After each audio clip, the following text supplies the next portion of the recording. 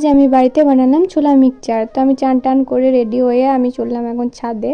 ছাদে আজকে মিষ্টি মিষ্টি রোদ বেরিয়েছে। সেই শীতের দিনে মিষ্টি রোদ প্রতিদিনই থাকে। এটা হচ্ছে আমাদের বাড়ি আর ওটা হচ্ছে বড় মাদের বাড়ি। আমি ছাদে সমস্ত কিছু আইটেম নিয়ে এখন এখানে বসে পড়েছি।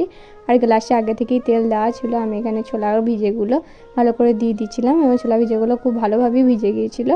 আর এখানে আমি আর রেখেছিলাম আগের রাতেকার ফুচকা। এখানে দিয়ে দিয়েছিলাম গাজর কুচি আর হচ্ছে পেঁয়াজ কুচি। আর ছিল ঝাল, যেহেতু আমি বেশি খাই না তাই আমি অল্প করেই লঙ্কা দিয়েছিলাম। সবকটা দিয়ে একসঙ্গে আমি তার সঙ্গে দিয়ে দিয়েছিলাম লেবু এবং এগুলো আমি ভালো করে মাখিয়ে নেবো। আর ফুচকাগুলো এখন ভেঙে ভেঙে এই গ্লাসের মধ্যে দিয়ে দেবো। আর বিট লবণটাও আমি এখানে সবটা দিয়ে দিয়েছিলাম।